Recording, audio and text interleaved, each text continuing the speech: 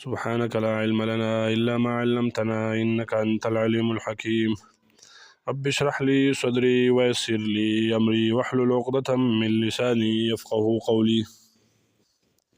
وقد يكون للتأكيد والنوع والعدد نحو جلست جلوسا وجلسة وجلسة، فالأول لا يثنى ولا يجمع بخلاف أخويه، وقد يكون بغير لفظه نحو قعدت جلوسا. پرونی سبق کې موږ د مفعول مطلق تعریف کړی و. اوس وقد یکون سره غرض د مصنف مقصود د مصنف تقسیم کول د مفعول مطلق دی اقسام ثلاثو ته. مصنف علی رحمت فرمایي په دې عبارت سره چې مفعول مطلق په درې قسمه دی. یو ته ویل کېږي مفعول مطلق تاکیدي، یو ته ویل کېږي مفعول مطلق نوعي، یو ته ویل کېږي مفعول مطلق عددي. نو د تعریفات یعنی لاول به موږ د وجه د حصر وایو، بیا د وجه د حصر نه پس د دې به داسې تعریفات وکړو د پاره د دې چې د تعریفات په ذهن کې پریوزي او طالب العلم په دې باندې ښه پوه شي. نو وجه د حصر دا ده چې دا مفعول مطلق به خالی نه وي، یا به دا دلالت کوي په یوې زایدې معنا باندې، یا به دا دلالت په یوې زایدې معنا باندې نه کوي نه کوو، نو دې ته ویل کېږي مفعول مطلق تاکیدي. او که دلالت په یو زایدې معنا باندې کوو، یو زیاتې معنا باندې کوو، نو دا به بیا خالی نه وي، یا به دغه زایده معنا نوع وي او یا به عدد وي. که نوع وي نو دې ته ویل کېږي مفعول مطلق نوعي، او که عدد وي نو دې ته ویل کېږي مفعول مطلق عددي. نو وقد يكون للتاکید سره اولنی قسم ته اشاره وکړه چې مفعول مطلق کله د تاکید د پاره وي. نو مفعول مطلق تعریف تاکیدی تعریف به وکړو په وجه د حصر کې خو موږ وکړو، خو د هغې نه علاوه هټ کر د دې لپاره چې د طالب په ذهن کې دا ښه پریوزي. نو مفعول مطلق تاکیدی د هر هغه مفعول مطلق ته ویل کېږي چې دا د فعل نه چې کومه معنا حاصله شوې ده، د فعل مذکور نه چې کومه معنا حاصله شوې ده، دقه معنا باندې دا فعل دلالت کوي. بعینه یعنی بعینه د فعل مذکور په معنا باندې دلالت کوي. په دې کې د فعل مذکور نه علاوه یو زیاته معنا، یو زایده معنا چې دی هغه نه وي. لکه ضربت ضربن، دلته د ضربن مفعول مطلق تاکیدی دی، ځکه دا ضربن چې دی دا بعینه په هغه معنا باندې دلالت کوي کومه معنا چې د ضرب مخکې د فعل مذکور نه حاصله شوې ده. او دا قسم د مفعول مطلق چې دی دا په حقیقت کې دا تاکید لفظي وي، او په دې سره مقصود چې دی په مخکې کلام کې چې کوم وهم وي، یعنی احتمال د سهوی وي یا احتمال د مجاز وي، نو دا قسم د مفعول مطلق چې دی هغه احتمال د سهوی او یا احتمال د مجاز چې دی ختمي. مثلا اوس ما ووی چې ضربتو ضربن ما زید ووهو، نو مخاطب به دا خیال کوي د هغه په ذهن کې دا وهم راتلی شي، کیدای شي چې دا متکلم خطا شوی وي، یعنی د مقصود خو ویل ضرب نه و بلکې سهوتی شوی وي، د ضرب ذکر کړی وي. نو چې کله ما د دې سره ضربن ضربتو ضربن ضربتو زیدن ضربن می ذکر کو، نو دې هغه احتمال د سهوی چې ختم کو. او دغسې چې کله ما ووی چې ضربتو ضربن ضربتو زیدن، نو په دې کې احتمال د مجاز هم و. سامع به دا وهم کوو کیدای شي چې متکلم دا زید وهلی نه وي بلکې کنځلې ورته کړې وي، نو د کنځلو نه یې تعبیر په ضرب سره کړی وي، یعنی دلته احتمال د مجاز هم و. نو دا قسم د تاکید چې دی دا راغی، او دلته احتمال د مجاز او احتمال د سهوی ختم کو. نو فرمایي چې کله مفعول مطلق د تاکید د پاره وي والنوع، او کله مفعول مطلق د نوع د پاره وي، یعنی کله چې دا مفعول مطلق نوعي هر هغه مفعول مطلق ته ویل کېږي چې د فعل مذکور نه چې کومه معنی حاصلېږي په هغې هم دلالت کوي، خو په یو زیاته زایده معنی باندې هم دلالت کوي. یعنی د فعل مذکور په نوع باندې دلالت کوي، لکه جلستو جلسة القاری. اوس دا جلسة القاری دا مفعول مطلق نوعي دی، ځکه دا د فعل مذکور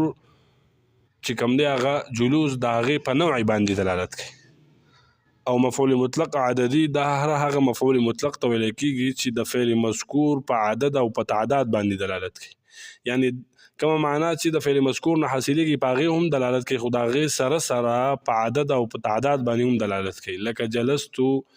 جلسةً، زه یو پیری کېناستم، زه کېناستم یو پیری کېناستم، مطلب دا دی.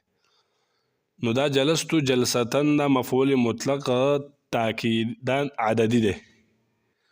ځکه د فعل مذکور نه چې کومه معنا حاصلېږي په هغې هم دلالت کوي، خو په یو زیاتي معنا یعنی د فعل مذکور په تعداد باندې هم دلالت کوي. اوس د وقد یکونو د دې نه یعنی ربط او غرض ته په دې انداز سره هم بیانولی شي چې غرض په دې عبارت سره د مصنف علیه الرحمت بیان د هغې معانیو دی د کومو دپاره چې دا مفعول مطلق راځي. نو فرمایي چې دا مفعول مطلق د دریو معانیو دپاره راځي، د تاکید دپاره، د نوعي دپاره، د عدد دپاره. او بیا د تاکید د نوعي د عدد تعریفات چې دی دا موږ وکړو. اوس مزید فالاول سره احکام د دې اقسامو بیانوي، یعنی د دې اقسام ثلاثو څه احکام بیانوي. نو فرمایي اولنی قسم د تاکید دا مفعول مطلق چې دی هغه مفعول مطلق چې هغه د تاکید دپاره وي، لا یثنى ولا یجمع، دا نه تثنیه کیدی شي او نه جمع کیدی شي، ځکه دا یو په داسې ماهیت باندې دلالت کوي چې هغه خالي وي د تعدد نه. او تثنیه او جمع چې دا مستلزم د تعدد لره او د دې دواړو په منځ کې منافات دي. لہذا د مفعول مطلق اولنی قسم یعنی مفعول مطلق تاکیدی دا نه تثنیه کیدی شي او نه جمع کیدی شي، بخلاف اخویه، په خلاف د دې هغه دوه ورونو یعنی مفعول مطلق نوعي او عددي، دا هم تثنیه کیدی شي او هم جمع کیدی شي. وقد یکون بغیر لفظه سره غرض د مصنف وقد یکون بغیر لفظه سره مصنف علیه الرحمت دا خبره بیانوي چې کله ناکله دا مفعول مطلق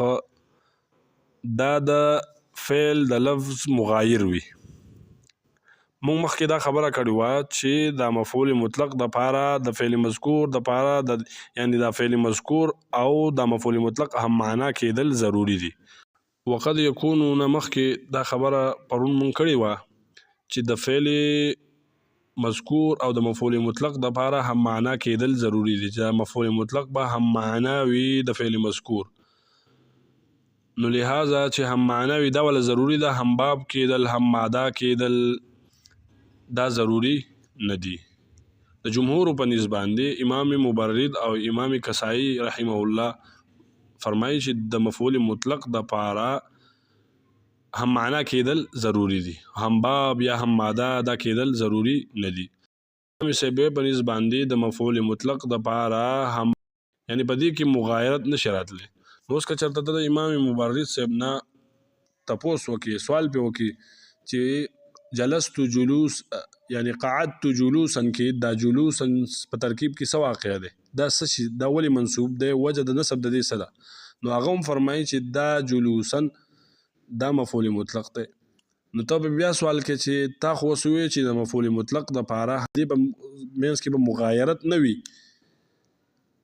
نو جواب طالب هغه به درته جواب کوي چې دا اصل کې قعدت هغه دلته د دې دپاره د دې جلوسا مفعول مطلق دپاره فعل من لفظه راوباسي. هغه وایي دا اصل کې داسې دی قعدت وجلست جلوسا.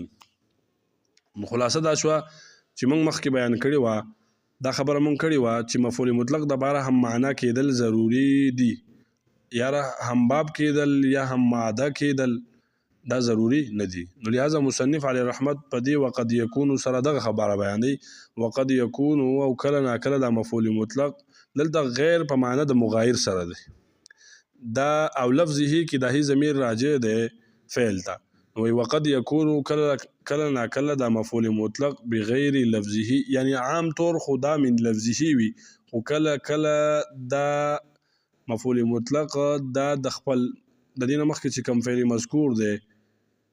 د هغې مغایر وي لکه قعدت جلوسا بغیر لفظه که مطلب دا وي اوس دا ممکنه ده چې د بغیر لفظه مطلب بغیر مادتین وي یعنی کله ناکله مفعول مطلق او د فعل مذکور ماده یو نه وي نو لهذا انبت الله نباتا دا دې قبیلې نه نشو او دا هم احتمال له چې بغیر لفظه نه مراد دا هم ممکنه ده چې دلته دا بغیر لفظه نه مراد یعنی بغیر مادتین ولا بابا چې نه هم باب وي او نه هم معده وي نو په دې صورت کې قعدت جلوسا او انبت الله نباتا دا د دې قبیلې نشو لهذا ترجمه تبراشو وقد يكون للتأكيد وذلتا وقد قد عام طور باندې اکثر چې کله په مضارع داخل شي نو دا تقلیل لپاره وي لیکن دلته دا قد د تحقیق لپاره دی ځکه چې استعمال د مفعول مطلق په تاکید کې دا قلیل نه دی بلکې کثیر دی یعنی دا مفعول مطلق تاکیدی د دې استعمال کثیر دی دا قلیل نه دی لہذا یعنی د مفعول مطلق چې دی دا ډېر زیات چې دی هغه د څه دپاره راځي د تاکید دپاره راځي د تاکید دپاره زیات راځي د نوع دپاره او د عدد دپاره کم راځي لہذا دلته دا قد د تحقیق دپاره دی او په تحقیق سره یکون وي للتاکید دا مفعول مطلق د تاکید دپاره والنوع او کله ناکله دا د نوع دپاره وي والعدد او کله ناکله دا د عدد دپاره وي لکه نحو جلست جلوسا دا جلوسا مفعول مطلق تاکیدي دی دا تاکید دپاره مثال شو وجلسة دا مفعول مطلق نوعي دی وجلسة دا مفعول مطلق عددي دی فالاول اولنې یعنی اولنې قسم د مفعول مطلق چې دی لا یثنى یعنی هغه مفعول مطلق چې هغه تاکید دپاره وي لا یثنى ولا یجمع نه هغه تثنیه کیدی شي او نه جمع کیدی شي بخلاف اخویه په خلاف د دې دوه ورونو یعنی هغه مفعول مطلق چې هغه د دې د دوه ورونو یعنی په خلاف د هغه مفعول مطلق چې هغه یعنی هغه مفعول مطلق چې هغه د نوع دپاره وي یا د عدد دپاره وي هغه تثنیه او جمع کیږي وقد يكون وكله ناكله دا مفعول مطلق وي بغیر لفظه یعنی مغایر وي د لفظ د فعل د خپل فعل د لفظ مغایر وي نحو قعدت جلوسا دا جلوسا دا مغایر دی د قعدت